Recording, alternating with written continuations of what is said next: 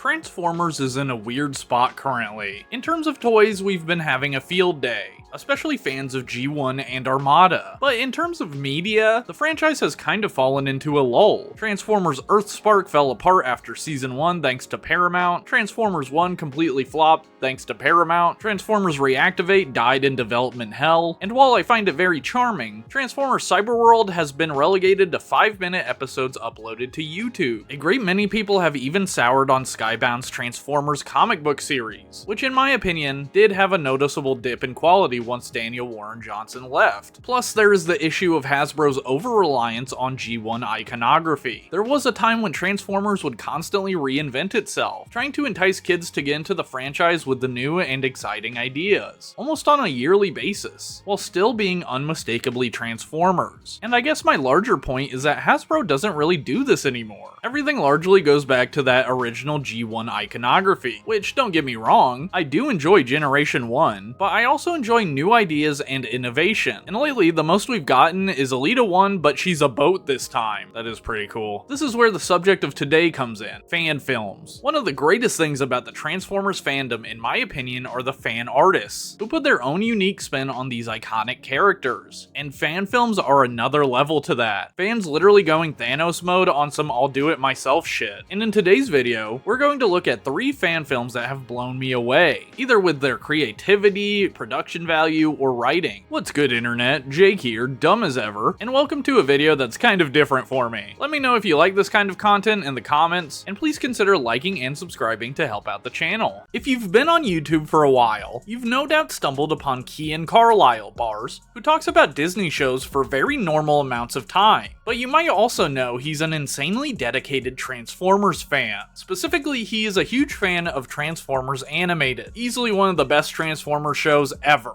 And the dude has talked about the series so much, from so many different angles. So it made perfect sense when he released Transformers Combaticons, a proof of concept pilot, which, while not directly connected to Animated, carries the same vibe and especially art style as the late great Derek J. Wyatt. Transformers Combaticons is very interesting, because it almost reads like a sitcom. The Combaticons are a dysfunctional family, flying around space in their Decepticon logo spaceship, which I love, by the way. The 3D animations for the ships remind me of Invader Zim. Onslaught is the leader of the group, and he's a complete control freak, while Vortex is a maniac that refuses to be controlled. Blastoff is terrified of everything, Swindle is always trying to rip off his own team, and Brawl is just a chill-ass viber. I love the gag of Brawl watching Humans Animated, which was tragically cancelled. Their designs are great. Vortex and Onslaught are my favorites in particular. The episode opens with Vortex attacking a fleet of ships, who work for the mysterious villain called the World Ender.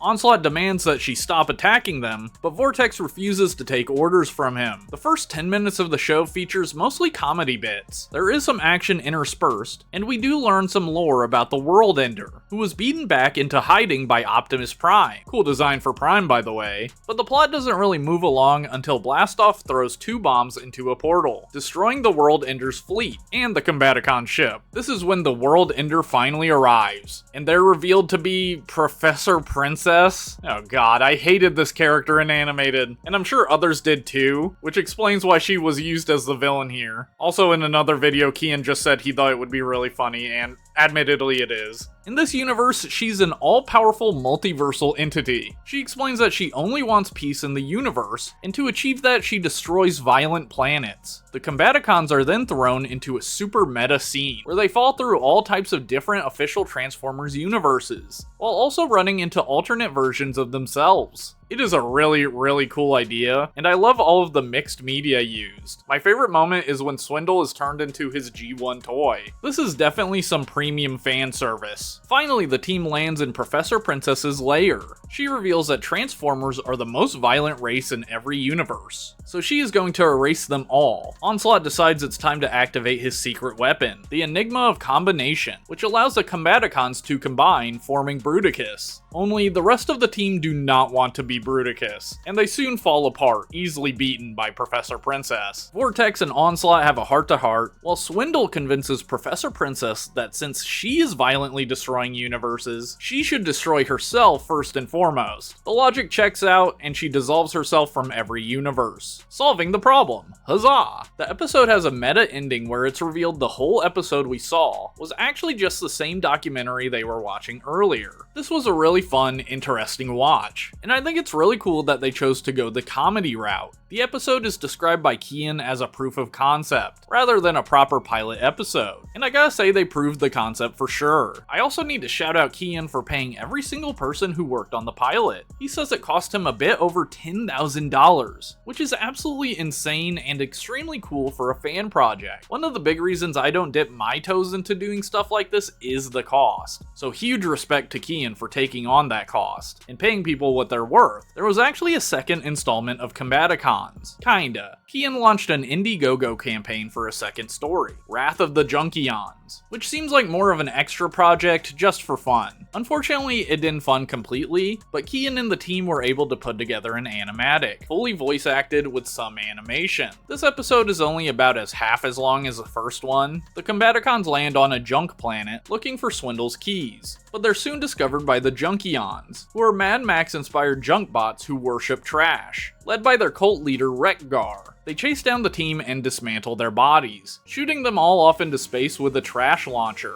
And that's how the animatic ends. Even though it wasn't fully animated, Wrath of the Junkions is still a fun watch. I did want to shout out some of the voice cast. In particular, I love Josh Powell as Onslaught. I'm totally going to headcanon his Onslaught voice for Tarn. Maxine Cerna as Vortex was brilliant, and Jack Keege McKee as Brawl made me laugh the most out of every character. Of course, all of the animators deserve a huge shout out as well. Props to Kian for putting these projects together. While Combaticons has seemingly been put to bed, Kian has been busy making absolutely incredible Transformers animated fan comics. I'm not joking when I say these are the closest thing we have to a continuation of animated. I have the Bumble Prime comic, and the story just hits all of those classic animated episode notes. He's now working on a 4-issue miniseries, covering the Season 4 episode Mirror Mirror, which would have been the animated version of Shattered Glass. Not to mention, Kian also launched another animation project, Para Not Normal, a whole independent animated pilot, which again carries that same Derek J. Wyatt inspired art style. Kian is keeping his legacy alive, and I respect the hell out of him for that. If you want to support the stuff Kian's doing, I will be linking to his Patreon, and I will also be linking to all of the videos mentioned in the description. The next fan film we're going to discuss is actually a trilogy of fan films. The series is called Cybertron Falls, and it's by the Name Brand company. Full disclosure, Name Brand actually reached out to me on my now defunct Instagram, asking me to cover their films because they're screening the final film in the trilogy, Cybertron Falls, Till All Are One, at BotCon on Saturday at 7 p.m. I will be attending this fan screening, and I'll also be at BotCon all weekend. This is what I look like in case you don't know. I'll be on the YouTuber panel on Friday at noon as well, so if you're wanting to see me, those two panels are a safe bet. But enough about me. Again, Cybertron Falls Till All Are One will be shown on Saturday at 7 p.m. This isn't a paid ad, by the way. The Name Brand company shot their shot, and I thought it was a great idea. But let's discuss this series of fan films. The first film is 18 minutes long and is simply titled Cybertron Falls, which is an apt title, as it's about the final hours of the Cybertronian Civil War. We follow Bumblebee as he and his fellow Autobot soldiers fight for Autobot City against the Decepticons, though unfortunately they can't defeat them and the Autobots lose the war. After blacking out, Bumblebee and Wheeljack awaken to find a transmission from Optimus, telling them that the Ark was launched during the battle, and to use escape pods to join the other Autobots. Bee and Wheeljack also find Ironhide surrounded by Seekers, who mock and execute the warrior. The pair of Autobots escape, but that snitch Laserbeak was watching them. Wheeljack helps Bee into an escape pod, and as it's taking off, he is ambushed by Soundwave, who swiftly kills him. Having safely made it to the Ark, Bumblebee is beside himself with guilt, and veteran Cup tries to console him. Meanwhile, Optimus Prime and Ultra Magnus are contacted by Megatron, who gives them an ultimatum: surrender or die. And if you know Optimus, you know that MF is not surrendering. As soon as Optimus refuses, the Nemesis, Optimus, which is absolutely gigantic compared to the Ark, appears out of nowhere and the Decepticons attack. Bumblebee and Cup are injured in a blast from Shockwave. They are able to escape while Optimus and Megatron engage in an all-out brawl. And when it looks like Megatron is in position to kill Prime, he surprisingly pauses and lowers his fusion cannon, letting Prime escape alive. Starscream witnesses this but says nothing, and Megatron orders him to kill them all. Meanwhile, Bee and Cup awaken. Cup is badly hurt by shrapnel. Bumblebee does think he can save him though, but the two soon discover they've landed on an organic planet known as Earth. In a post-credit scene, we again see Megatron and Starscream, who come upon the planet eater Unicron. Sheesh, what a mic drop. I gotta say, this short film really engaged me. Admittedly, the robot designs took some getting used to. They kind of look like Transformers Prime characters with less polygons, but I did get used to the look, and I even started to enjoy some of the more out there designs like Starscream. Also, did anyone else notice Bay vs. Bumblebee kinda just chilling there? This intro to the series was really good, and the action was especially great. Plus, the moment where Megatron seemingly spared Optimus had me locked in. That bit added so much to this story for me. I will say I was surprised the Ark was already at Earth. Just the way the scenes were paced out, it didn't seem like the Ark had traveled that far, but it was kind of a nice twist. Cybertron Falls was released in 2020, and its sequel, Cybertron Falls: The War Within, was released in 2 parts, with a supercut being released in 2022. In contrast to the short 18-minute runtime of the first film, The War Within is an hour and 10 minutes long, which is insane for a fan-made project to me, especially considering how soon this came out after the first film. The War Within picks up exactly where the first film left off. The Ark has been destroyed and the Autobots are hiding out on Earth. The year is 1984, just like the original show, so there are humans and vehicles to disguise themselves as. Bumblebee finishes fixing Cup, and the two set off to explore the planet for others. Meanwhile, we see Megatron and Starscream witnessing Unicron feeding on a planet. Amazing visuals, by the way. The Decepticons already know of Unicron, and Megatron is hell-bent on getting the god to work with them, while Starscream has accurately realized his boss has gone off the deep end. I do want to point out several of the models have been updated. Starscream and the other Seekers in particular look a lot cleaner. And I didn't mention it with the first film, but the transformation animations are absolutely incredible. If you told me it was a movie animation, I would believe you. Megatron has a chat with Unicron.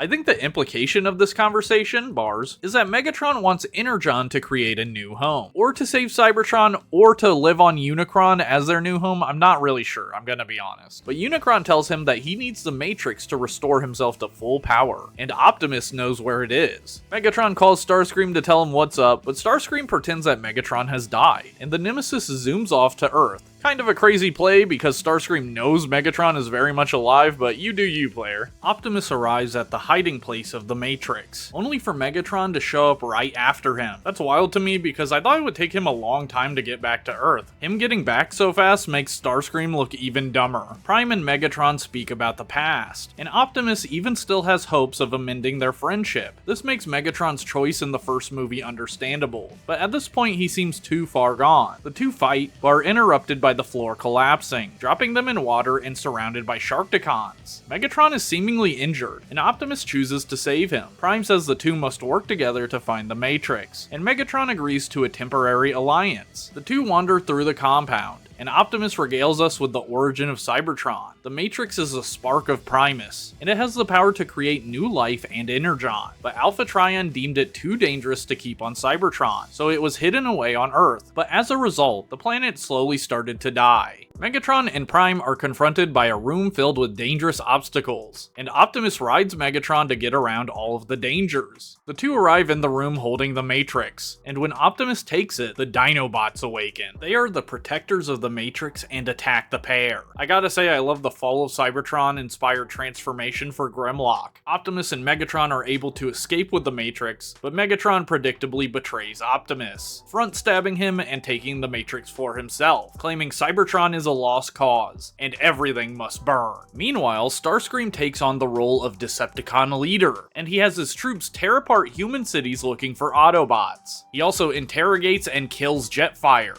learning of a transmission Optimus sent out with coordinates to meet him. Prime has really got to learn a better way of communicating with his team. Cup and Bumblebee run into Ultra Magnus, Jazz, and Hound in the forest, where they group up and head towards an Energon source. They stumble upon a completely decimated city, conquered by the Decepticons. Despite the obvious danger, Ultra Magnus commands that they go, because they're running very low on energy. The group slowly makes their way through the city. By the way, I love that they ride in Ultra Magnus's vehicle mode. They find the Energon source, but it's guarded by the Decepticons, including Shockwave and the Constructicons. The Autobots are soon discovered. Jazz is injured in a blast from Shockwave, but the Autobots are able to fight back and retreat, hiding out in an abandoned building. Cup and Ultra Magnus clash, with Cup rightly pointing out that Magnus is leading them to their deaths. We also learned that Bumblebee was going to be a medic before the war, and he can patch Jazz up. Starscream scolds Shockwave for mining Energon over hunting them down, but Shockwave claps back, reminding Screamer that they desperately need Energon, and so do the Autobots. Speaking of, the Autobots realize they can use the sewers to reach the Energon, but only B is small enough to go. Despite Cup's protests, B agrees to go steal some Energon. I have to say this scene is incredible. I was actually on the edge of my seat, and the director did an amazing job pacing the scene. Soundwave almost seeing B gave me a mini heart attack, but he was able to steal some Energon and get away. Or at least that's what we think. As B approaches the base, he's shot through the chest, and the Decepticons assault the base, trapping the Autobots inside. Hound uses his holograms, sacrificing himself so the others can escape. Cup tries to console Bumblebee, but the young bot succumbs to his wound, and dies in Cup's arms. I gotta say that this death actually shocked me, and TFI Creations, who plays Bumblebee, did an amazing job. Magnus reveals that Prime's plan is to find the Matrix, and Cup rightfully crashes out. Like most Autobots, he believes it to be destroyed. Their argument is interrupted by the Decepticons, who demand Prime's location. Ultra Magnus roasts the hell out of Screamer, and as they're about to battle, the rock face behind them explodes. Megatron, wearing the Matrix, emerges. He and Starscream battle for control of the Decepticons, and while Screamer gets in a cheap shot, Megatron blows him away. The Decepticons leave the Autobots, and Megatron is repaired and upgraded into Galvatron. The film ends as he gazes upon Unicron. The post-credit scene reveals the Dinobots finding an injured Optimus within the temple. And that is where Cybertron Falls, The War Within ends. I have to say the upgrade from the first movie to the second is absolutely insane. The animations, models, and especially writing are top tier. I didn't get into it much in my breakdown, but there are several moments in the movie where the dialogue between characters shines, and these moments are uplifted by the incredible voice work. Optimus and Megatron are standouts. David Podany does a fantastic Optimus impression, and Clayton Willis as Megatron steals so many scenes. I was actually shocked by how engaged I was by this movie, and I really have to hand it to the filmmakers. Bad news though, I will not be covering the third film, Cybertron Falls, till all are one. At least not in this video, because I actually want to watch it for the first time at BotCon. After seeing these movies, I am genuinely hyped to watch it, and based on the trailer alone, it's going to be peak cinema. If you're not going to BotCon, you can watch the movie for free on YouTube right now, and if you haven't seen the other movies, I highly suggest watching them yourself, as I skipped plenty of great moments in my recap. Now it does seem as though the name brand company is moving on from Transformers for the time being, but if you want to support some brilliant, independent filmmakers, their Patreon will be linked down below, along with their channel and all the videos discussed here today. Once again, there is a showing of Cybertron Falls Till All Are One at BotCon on Saturday at 7 p.m. Be there or be freaking square, dude. One of the most prolific comic books in the Transformers franchise is More Than Meets the Eye, which was the next big chapter in the 2005 IDW universe, expanding upon a universe that was already 7 years old at that point. This comic book is really interesting to me, because it doesn't follow the Autobot and Decepticon war, but rather the aftermath of it all, and takes the franchise into a bold and different direction. I've read a decent amount of the comics, but I've never properly got stuck into them. That being said, the comic was and is massively popular,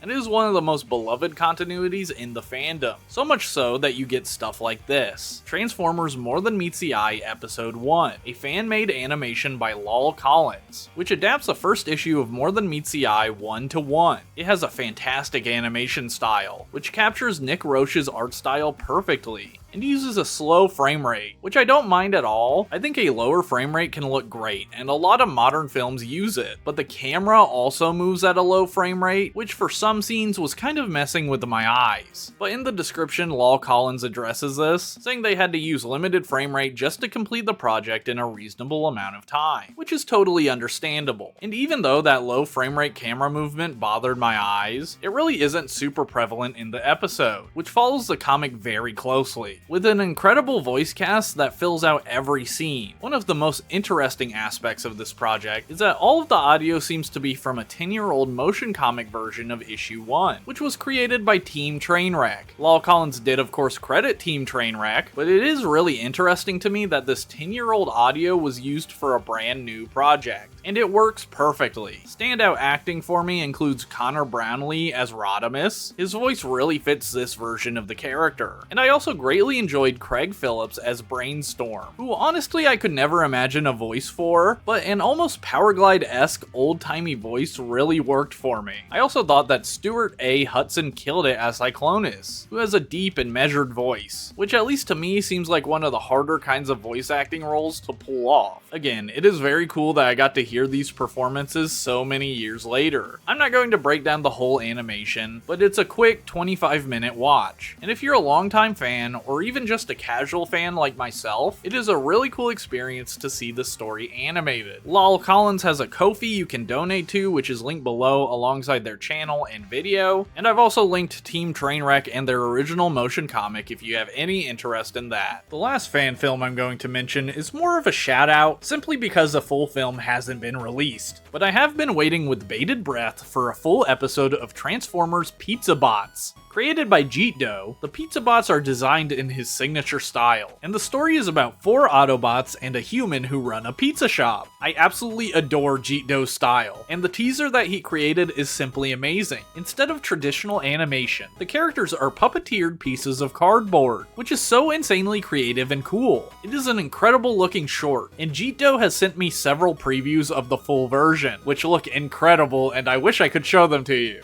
Unfortunately, Jeet Do hasn't been able to complete the project due to other work, but I would wait a literal century to see this fan film. Jeet Do doesn't have a Patreon or anything, but subscribe to his YouTube channel, and definitely watch the short yourself if you haven't already. Okay, wrapping up, I'm on the YouTuber panel at BotCon at noon on Friday, and there is going to be a special screening of Cybertron Falls Till All Are One on Saturday at 7 p.m. Please watch and support any of the fan films I talked about here today if they interest you, and please like and subscribe if you enjoyed the video. Alright y'all, I'll see you at BotCon. Ciao.